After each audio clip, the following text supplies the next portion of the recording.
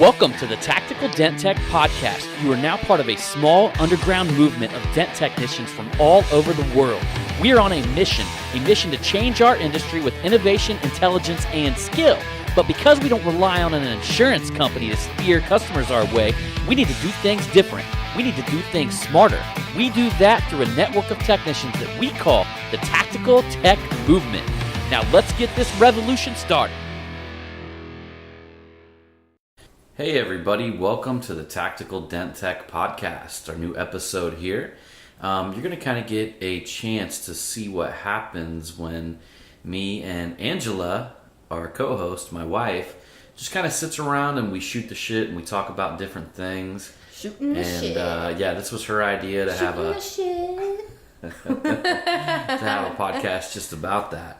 One of the first things I want to do, though, I want to recap last week's episode because we did get a lot of feedback, but it happened to be about one specific question. Ding, ding, ding. Yeah, and it was the really the first question of the podcast. I mean, we did get a lot of feedback of people who like the entire podcast, but there was a lot of people that said the first question was really, really good.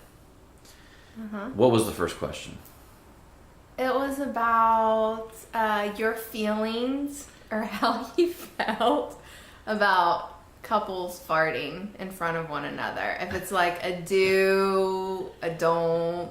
Right. You're supposed to, you're not supposed to. How long you should be together before doing it. Right, yeah. So, yes, we talked about that, so you can go to last week's podcast and check that out. Because it seems to be we must have farters in our audience. It's because there happens to be a lot of interest in that. What do you think? Do you think we got farters out there? Yeah, of course. What do you think about people that pretend they don't fart? They're lying. They do it at some point, right? They're lying. People fart. I don't care who you are. Men have to realize that all women fart. We fart. Mm-hmm. We do other things, but we... You do other things. Well, I mean, like, pooping. You know what I'm saying? That's like a conversation where you can bring it up around some guys and they're, like, cool with it, but then, like, you bring it up around other guys and they're like, oh my God, please don't even say anything. It's like, come on now. Well, you know, it's interesting that you say that because, you know, I've told you the story of a guy that I went to high school with. And I mean, this guy looked every bit as handsome as a Ken doll. He's a pretty boy. He was a absolute pretty boy. That was a pretty boy. Remember when I asked you? Yeah, I mean, styled hair. Yeah, that's a pretty granite boy. Jaw. I mean, this guy was granite jaw. I mean, this guy was your classic pretty boy. And did he wear penny loafers? He may have wore penny loafers, yeah. He may have. But yeah, he was right there with all that. Tucked in shirt, you know, short shorts, nice tan legs. I mean, you know, he was a pretty boy, right? Like everybody, even dudes knew that he was a good looking dude. You know what I mean? And it's so funny, he was going to prom with this chick, and he happened to kind of like stray through her house while she was getting ready, and he stumbled onto the restroom at the back of the house and just heard her going to town in there. I mean, just I mean, you guys remember the Jim Carrey movie Dumb and Dumber. Dumb and Dumber, where the one dude eats all the X-Lax. Yeah, he drinks it. Right, he drinks it and he's just in there just like feet to the ceiling and just holding on for dear life. Yeah. Well, Kyle walks back there. So I said his name. There we go. They don't know his last name. Yeah, right? So he walks back there and hears this happening. And he can't take it. Like, he leaves her on prom night and just disappears into the night. What does that say about him? Well, he couldn't look at her anymore. He just felt that he one, he had seen and heard too much. Yeah, but number one, he shouldn't have been like scoping out the house or going on a little adventure throughout the house. He should have just maybe he was thirsty and he wanted to get a glass of water. But I bet you that bathroom was not near where he could get a glass of water. Oh yeah, from my understanding, I mean, she was tearing the place up and he heard it. And then that happens, unfortunately. It happens to us all. You remember? You know what I'm talking about. Oh, yeah. You could probably tell a story. I don't know if we want to go there. I won't go into details about it, though. Yeah. John made me eat Chinese food at a mall. Oh, this is bad, guys. And on the way home, it was we were out in the country, and it was a do or die situation. She had to go into tactical woman mode. Yeah, it was like do or die. Yeah. But the funny thing is that when we pulled over, and after everything was done, there was a car that passed us, and they turned around and started coming back, thinking that we were broke down. We needed some help. No, my wife's just out there in a cornfield taking a shit. Yeah, because of that damn food you made. You know what, though? You know you love somebody if you, Kyle, he just stuck, he took off. He was gone. He was, bye, see you later. Imagine that girl coming out after prom night all prettied up, like, where did he go? We don't know. He just... Oh, that's kind of sad, though. He had seen too much. Yeah, but what you couldn't go back from then. I don't know. It sounds like he was kind of a little girly. Yeah, that's true. A little girly. Yeah, that's true. So anyhow, we don't want to make the whole podcast all about that. But No. a lot of you folks out there thought that was hilarious. We thought it was funny too. Yeah. But, so that was a little funny part of last week's podcast. This was all her idea. Well, yeah, because I especially feel like when you're married and you have kids and you've been through the whole childbirth thing, that's like a crazy ride. Witnessing that. Yeah, Like- I've never been the same. Like, oh, you were like so into it. I was like up in there. Yeah, you were so excited. She was so about angry that. though at the same time. She was like, Them contractions before they gave me the epidural.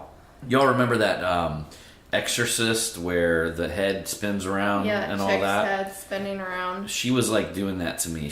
I was joking around with the nurses and kind of making a good time about it. Yeah, And John's she like, just woohoo, got this totally is a party. she got totally fed up with me and basically like told me to, what did you tell me? I forget. You were very, I don't very know. angry though. I just remember I was like, Like told she you wasn't having fun and I was I having told fun. you to shut the hell up and that you needed Yeah. your attention focused on me and what I was going through.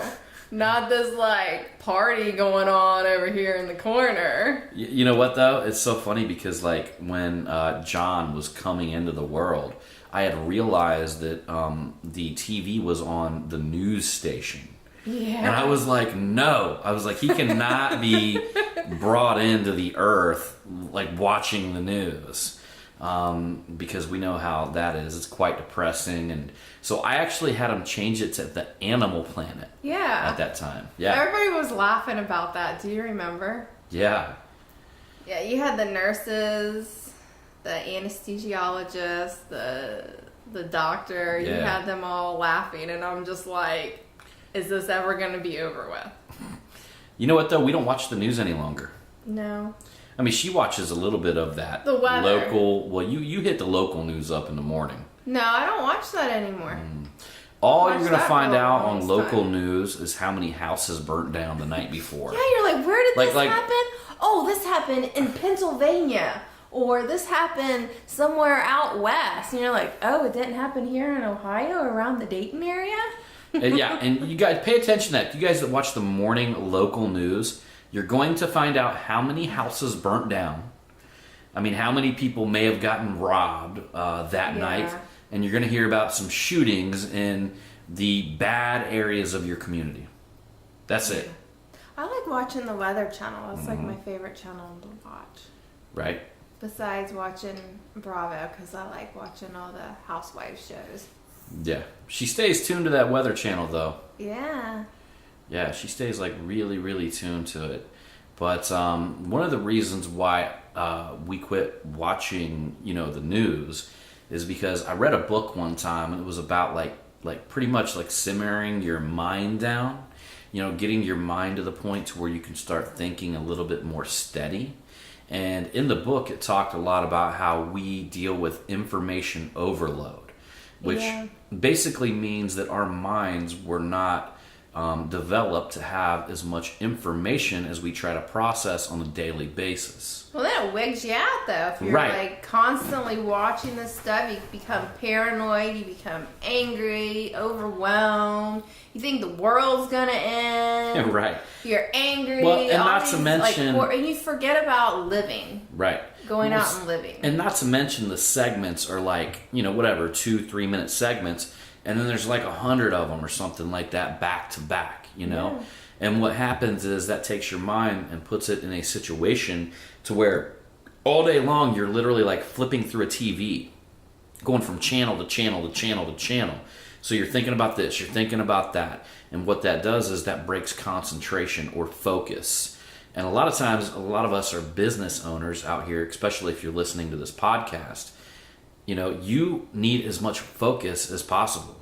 If you're like me, like I need a ton of focus. I need to harness all my focus that I possibly have so I can actually work at getting things done, Mm-hmm. And something that said in the book that has proven to be true time and time again is that if something is really important, like super important, somebody will tell you about it. Oh yeah, absolutely. I mean, I immediately knew about like major world events. And literally somebody at one point walked through my door, called me, whatever, and told me about it. Yeah, or you see it on like social media or something, like people over there ranting and raving about it. So essentially, I allowed other people to clutter their mind with all the news, and I was able to capture the important cliff notes. But it's still not good though, because you're not able to like truly enjoy life and live it to the fullest. Do you know what I'm saying? Like how like back in the day, how we were like so wrapped up in the whole like politics and this and that, and we had to be right, and it was this way, and I mean, we weren't happy. Right. We thought we were happy. We thought we were right. We thought we had all the answers to everything. But we weren't truly, like, living life to the fullest. Like, truly enjoying everything. Like, your surroundings, being appreciative of what you have. And, and looking at God's beauty. And do you know what I'm saying? Well, the truth of the matter is that if you're waiting for a politician to change things in your life, or your surrounding life or whatever, like you're going to be waiting a long, long time from my experience. Well, absolutely, yeah. I mean, it's never going to happen. No. It's not like there's not going to be major. I mean, there might be some, and I do tend to lean more conservative. However, it's weird. I lean towards freedom, okay? So if you look at the liberals out there, they basically have freedom in like do whatever you want, you know what I mean? Like I don't care if somebody gay gets married, I just don't care. I don't care if somebody wants to play poker in their garage and gamble. That's on them, all right? All I care about is somebody's hurting another person by force or fraud, okay? So the liberals tend to push more freedom on that end, like the personal choices, the personal rights, right? The conservatives will push more freedom on your wallet, all right? And they'll push more freedom on less taxes. Because here's what you guys got to remember out there. There's a certain level in paying taxes where it's slavery. And in certain tax brackets, we're there today. I mean, if we're at a 50% tax bracket, that basically means that half of what you do is being redistributed, okay? So when I look at everything as a whole, I look at as what would provide more freedom, okay? The problem with the way the system is set up now is that, okay, so you got Democrats and you got Republicans. Well, the Democrats on that end, they're giving freedom on the personal end, but trying to take it away with taxes and things like that, right? On the conservative end or the Republican end, they are giving away freedom on your wallet, right? But they're trying to take it away by getting all up in other people's business. Business. Right? So their personal freedoms is what they, their followers, or what politically you call it the constituency, right? All a bunch of fuckers. They all are. So in that regard, what I've decided to do is to be the change that I want to see in the world. Yes. Right? And I want to say it's like Dalai Lama or one of them at some point had said that. And although I don't subscribe to everything that they say or do, I would say that is a very important thing to understand, because when you adopt that change in your life, people actually see you living what you are preaching. Mm-hmm. I mean, how many people that preach this and preach that and they live a totally different life? Yeah. It doesn't matter. You know what I mean? I don't look at what people say. I look at their actions. Yeah. If their actions don't align with their words, it doesn't mean shit. Holla. Because you too legit to quit. Right? What's so funny is, I'm reading that book, What is Everybody's Language? Mm-hmm. And this book is actually written by an FBI agent who reads body language. You believe that? Yes. She's saying that she don't want to move because she's afraid I'm reading her body language right now. No, actually, that's I do. Right up my alley, though. I do read your body language occasionally. Because I like to people watch. Yeah. People watch is fun. Right? Yeah, it is. You go to kind of like you go to the zoo, but you sit at the mall and just watch everybody. Yeah. Yeah. Yeah, that's really enjoyable. You see people walk by and you're thinking I wonder what their life consists of. I wonder what they get into. Because you have some people, they're very, vocal on how they look on their exterior. But then it's, you look at maybe just a normal couple walking by and you're thinking, I wonder what those two do. What do they get into? You never know. I'll tell you, some of the straightest looking people can be some of the wildest. We have some friends that are like that. They're freaky. They're freaky. Well, I don't know if we got friends like that, but I meant in their own way. In their own little, in their own little way. Partying type, yeah. Exactly. Yeah.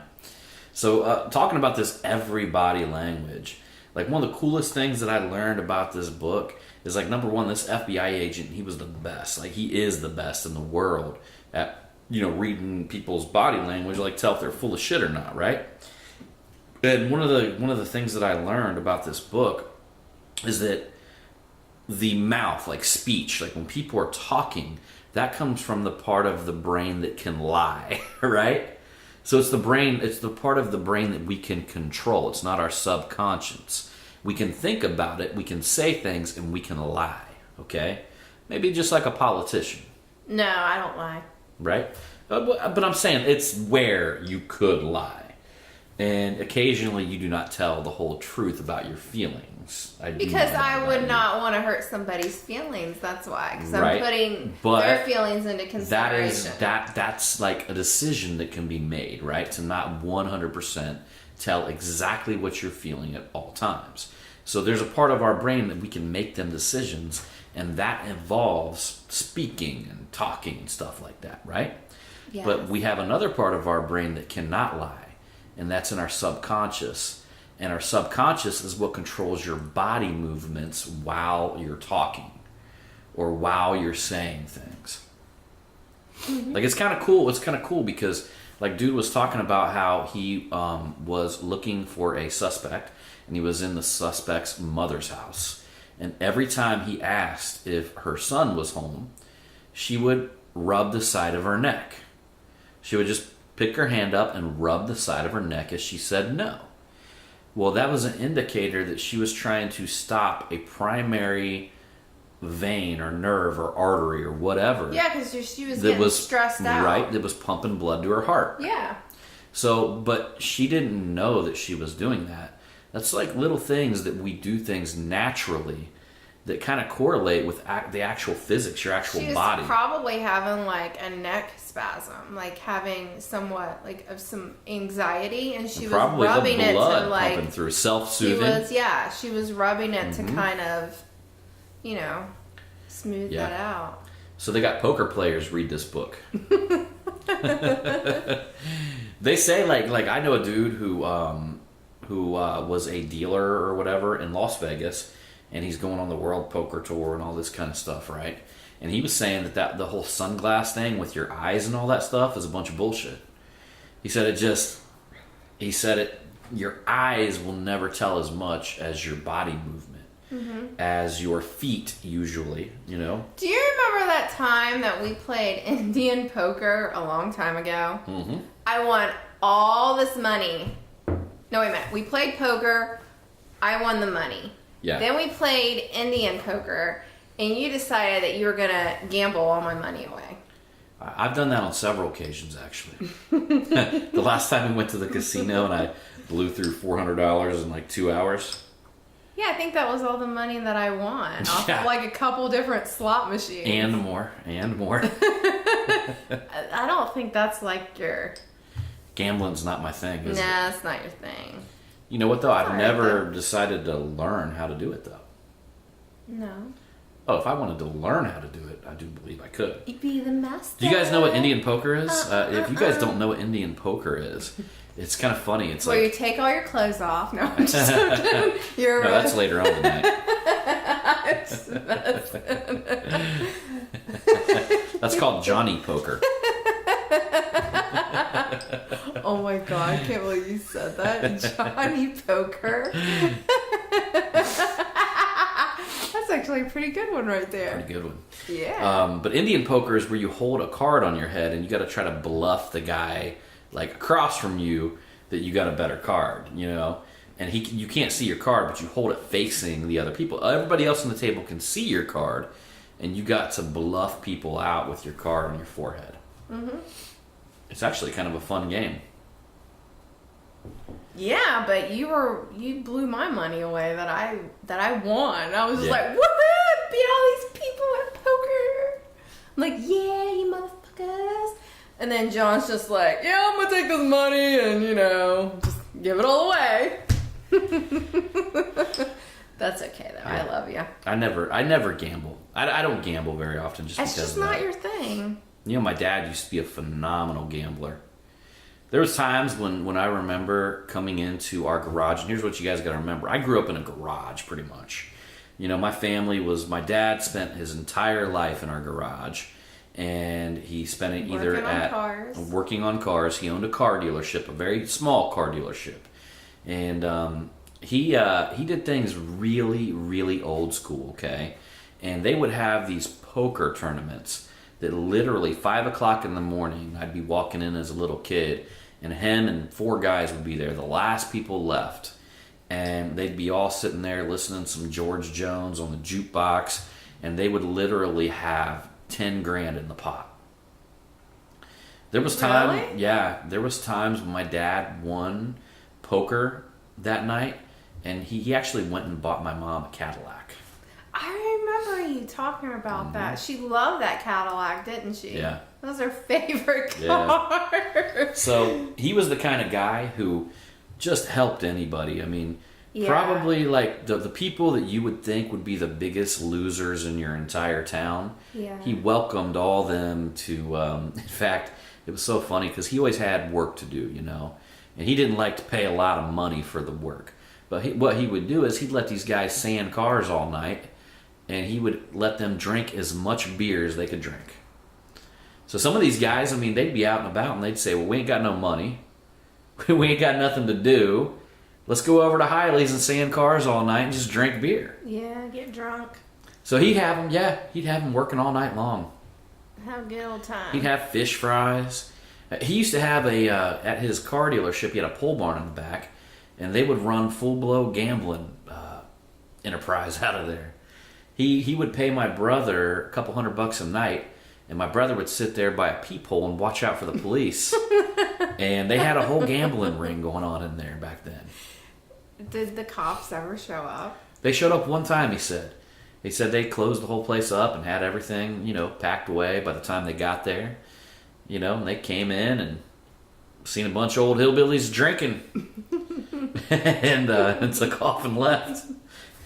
He actually let a guy, his lead salesman, live there at his car lot. Was that Red? Yeah, old Red. Red Reader. Yeah. Wait a minute, Red Reader, the Peter? Peter Eater.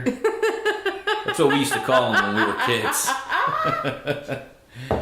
He had that, you guys ever seen them little tiny trailers? Oh my god. You know, like the little round tiny metal trailers? Like some people, they fix them up and take them to concerts and stuff like that, but they normally just trash them. You can usually buy these things for a couple $100. He had one of them. He sat it right outside of the office and ran an extension cord out there, and he lived out there. Yeah, but what did you and Ricky used to do to that guy? We used to torment him. But how did you guys torment him? Beat him up with snowballs and stuff like that.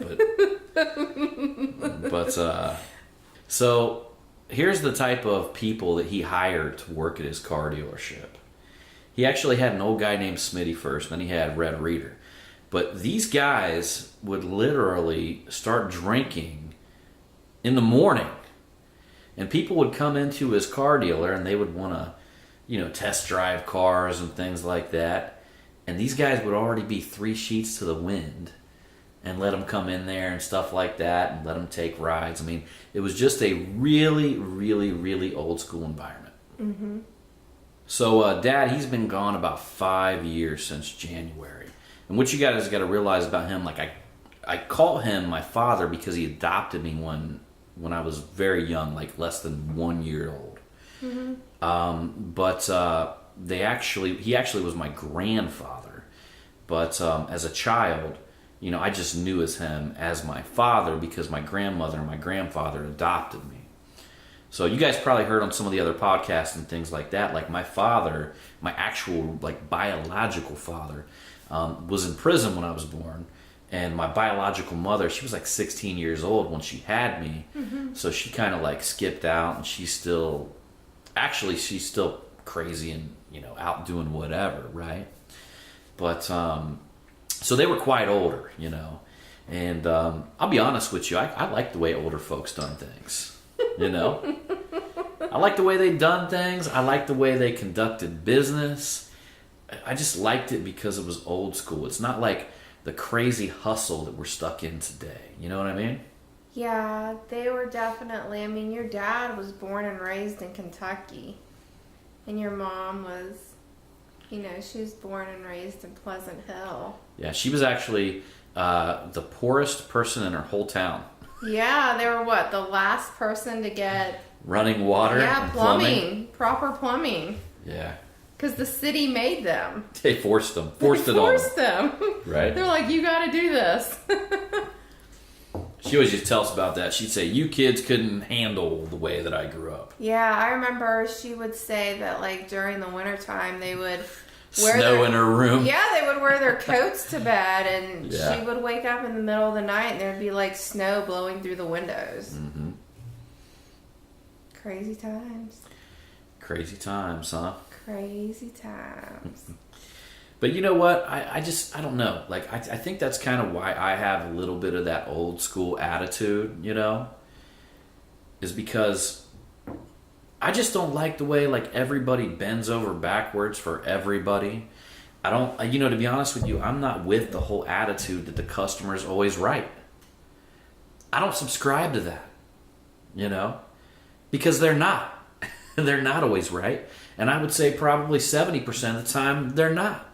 No, but there's a nice, proper, positive way to call them out and have them just leave and be on their way. I think you're actually really good at that. I think I am too. Yeah. You are. I mean, you don't come across as being rude or disrespectful or being like aggressive, you know, like flexing your muscles, like you better get the fuck out of here, you know, because I know you're full of shit. Right. But you actually do a really good job at it. You know, when my dad and my grandpa was his first salesman, you know, and, you know, he passed away, or great grandpa actually would have been, but he passed away early on. But they used to say he was such a hard ass, you know. People come in there, and that was days when, you know, warranties started appearing on cars. I know some of you older guys out there will remember this. You know, before there wasn't many warranties on cars. I mean, unless you bought a new one. But a used car, there was no warranties. I mean, you bought a used car, you just bought what you got, right? It is, yeah. And people used to come into his car lot, and they would say, well, you know, they'd be looking at a $500 car. And they'd say, well, what's the warranty on this? And my grandpa would look at him and say, well, if it breaks down before you get out of the lot, we'll help you push it down the road. What was that other saying that he would always say? Oh, if it has tits or tires, you're going to have problems with it? I can contest to this. I mean, this is true. But doesn't that go for you, though, too? I mean, you don't have... I don't have tits on me. But you have, I have tires, but they're on my car. I may have problems with it, and I got tits on you, and I may have problems with you. Yeah, but you have, you know... These are not tits. Well, what do you call them? Your man muscles? I'd call them a chest. You've got nipples, though. Oh, you think you can milk me? You never know. You would probably try. Mm-hmm. Absolutely, I would try. So anyhow, y'all, I think you guys caught a little breeze of us shooting the shit on tonight's podcast. And we just want to make this kind of short and let you guys come along with a little bit of bullshitting that we do around here.